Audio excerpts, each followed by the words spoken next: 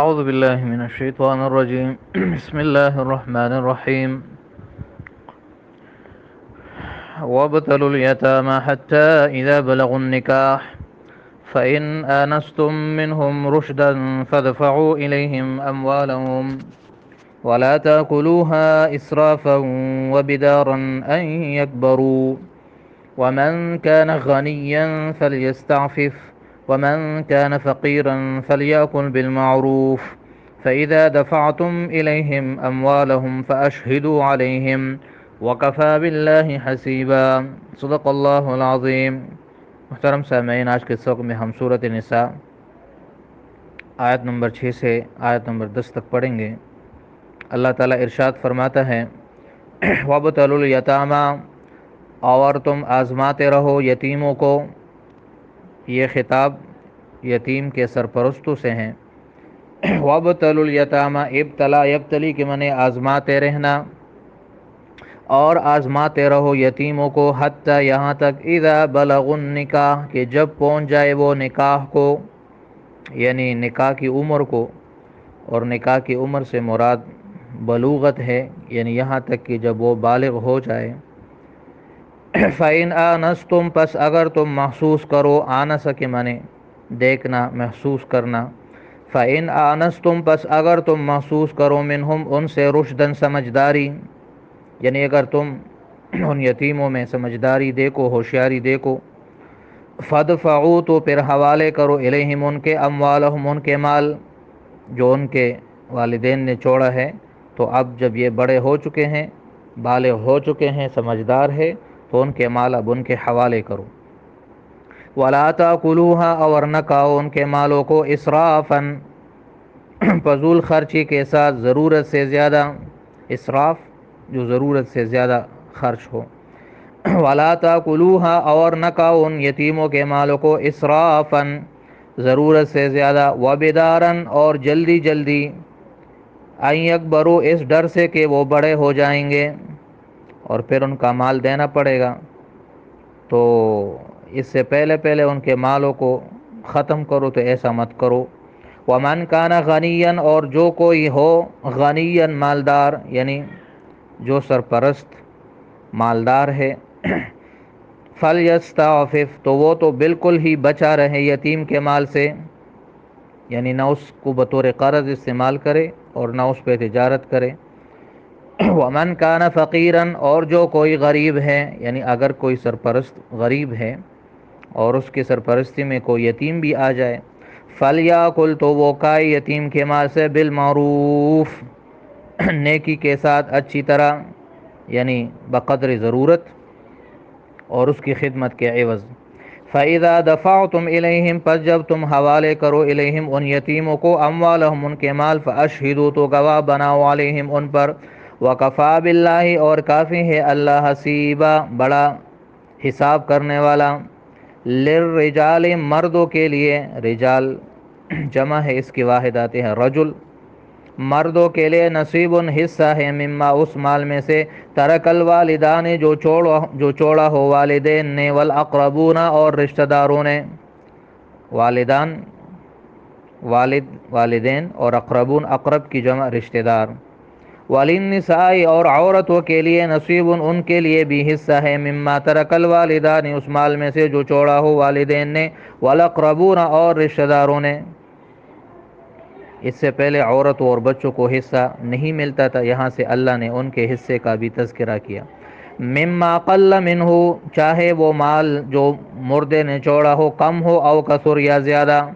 نصیبا مفروضہ، اس حال میں کہ یہ حصہ مفروضہ مقرر شدہ ہے اللہ کی طرف سے۔ وہ آگے آ جائے گا کہ عورت کا، بہن کا، بیٹی کا کتنا حصہ ہے، بیوی کا کتنا ہے، ماں کا کتنا ہے، دادی کا کتنا ہے، وہ آگے آ جائے گا۔ وَإِذَا حَضَرَ الْقِسْمَةَ، اور جب حاضر ہو جائے تقسیم کے وقت، اولو القربہ رشتہ دار، یعنی میراث کی تقسیم ہو رہی ہو اور باقی رشتہ دار جو میراث کے حقدار نہیں وہ آ جائے، والیتامہ، اور یتیم آ جائے، والمساکین، اور مساکین آ جائے، فارزقوہم، تو ان کو کھلاؤ، منہ اس سے، وقولوا لہم، اور بات کرو ان سے، قولا معروفا، مناسب بات۔ وَلْيَخْشَ الَّذِينَ، اور چاہیے کہ ڈرے الَّذِينَ وہ لوگ، لو ترکو کہ اگر وہ چھوڑیں، لو بمعنی اگر، یعنی لیٹ سپوز، لو ترکو اگر وہ چھوڑے، من خلفہم اپنے پیچھے، ذریۃ اولاد، ضعافا کمزور، ضعافہ جمع ہے ضعیف کی، کہ اگر ان کے اولاد ہو ضعیف اور بچے کمزور، خافو علیہم اور یہ ڈرتے ہو ان پر، تو جس طرح اپنے بچوں پر انسان ڈرتا ہے کہ ان کی زندگی میں کوئی تنگ دستی نہ ہو، پریشانی نہ ہو، ایسے ہی یتیموں کے بارے میں بھی اسے ڈرنا چاہیے۔ فَلْيَتَّقُوا اللَّهَ تو چاہیے کہ وہ اللہ سے ڈرے، وَلْيَقُولُوا اور بات کرے، قَوْلًا سَدِيدًا بات سدیداً سیدھی، ان الذین بے شک وہ لوگ، یاکلون جو کھاتے ہیں، اموال الیتامى مال یتیموں کا، ظلما ناحق زیادتی کے ساتھ، انما یاکلون یقیناً وہ کھاتے ہیں، فی بطونہم اپنے پیٹوں میں، نارن آگ، یعنی یہ مال نہیں، یہ در حقیقت آگ ہے جن سے وہ اپنے پیٹوں کو بھر رہے ہیں۔ وَسَيَصْلَوْنَ اور ان قریب یہ داخل ہو جائیں گے، سعیرا بھڑکتی ہوئی آگ میں، یعنی جہنم میں۔ محترم سامعین، پہلی آیت میں چند ہدایات ہیں کہ یتیموں کو آزماتے رہو، یہ پہلی ہدایت ہے۔ کب تک؟ تو اللہ فرماتے یہاں تک کہ جب وہ نکاح کو پہنچ جائے، مطلب نکاح کی عمر کو پہنچ جائے، یعنی بلوغت کو پہنچ جائے۔ اب لڑکے میں بلوغت احتلام سے ہوتا ہے اور لڑکی میں حیض سے ہوتا ہے، اور اگر کوئی علامت ظاہر نہ ہو تو پھر 15 سال گزرنے پر ان پر بلوغت کا حکم لگایا جائے گا۔ تو اللہ فرماتے کہ اگر اس عمر کو پہنچ تک ان میں سمجھداری اور ہوشیاری تمہیں نظر آئے تو جو مال تمہارے پاس ہے ان کا وہ ان کے حوالے کرو،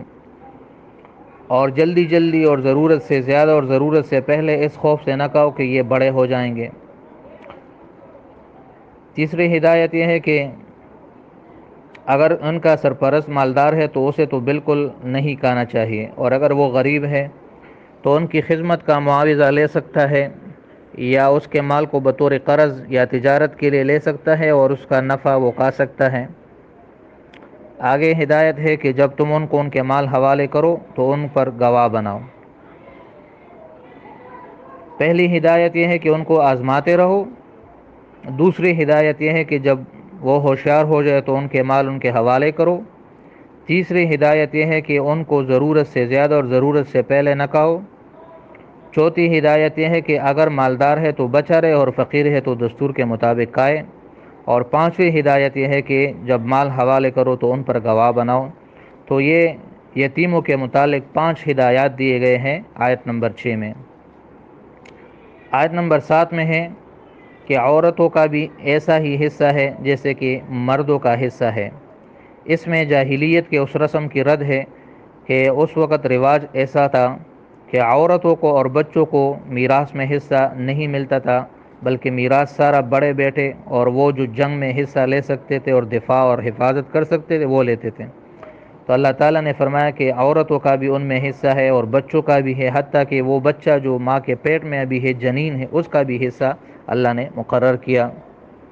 آیت نمبر 7 میں ہے کہ تقسیمی میراث کے وقت وہ رشتہ دار اگر آ جائے جن کا میراث میں اور وراثت میں حق نہیں ہے، یا غریب مسکین آ جائے، تو ان کو اس مال میں سے کھلا سکتے ہو لیکن اس میں سے ان کو نہیں دے سکتے، اور ان کو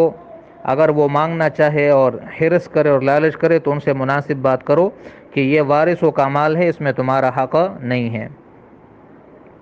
آگے چند نصیحتیں ہیں ان لوگوں کے لیے جو یتیموں پہ ظلم کرتے ہیں اور ان کا مال ناحق کھاتے ہیں۔ تو ان کو نصیحت ہے کہ ذرا تصور کرو کہ اگر یہ حالت خود تمہارے بچوں پہ آ جائے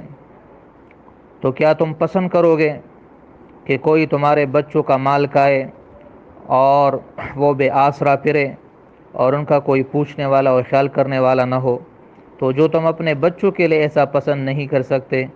تو دوسروں کے بچوں کے لیے بھی ایسا پسند نہ کرو۔ تو یہ ایک بہترین قاعدہ کلیہ ان آیتوں سے نکل آیا کہ جو حالت تم دوسروں کے لیے پسند نہیں کرتے تو وہی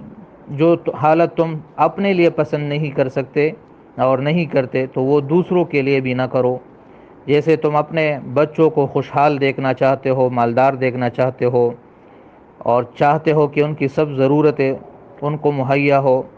ایسے ہی جو یتیم تمہارے ہاتھ آ جائے، تمہاری پرورش میں آ جائے، ان کی تعلیم و تربیت اور علاج کا بھی ایسا ہی خیال کرو۔ اور اگر ان کے مال ظلمن اور ناحق کھاؤ گے تو یہ بہت بڑا گناہ ہے۔ حدیث میں آتا ہے کہ 7 مہلک اور تباہ کن گناہوں سے اپنے آپ کو بچاؤ، تو ان میں سے ایک شرک ہے، دوسرا جادو ہے، اور ان میں سے ایک وہ بھی ہے جو یتیم کے مال کو ناحق کھاتا ہے۔ باقی بھی ہے میدان جنگ سے بھاگنا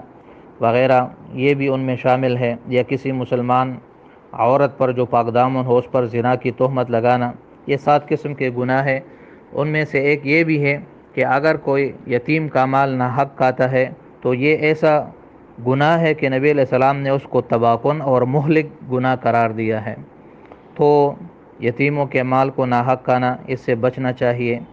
یہ آج کے سبق کا خلاصہ ہے، باقی انشاءاللہ کل پڑھیں گے۔ امید ہے آپ کو سبق سمجھ آ گیا ہوگا۔ صدق اللہ العظیم و صدق رسولہ النبی الکریم۔ السلام علیکم ورحمۃ اللہ وبرکاتہ۔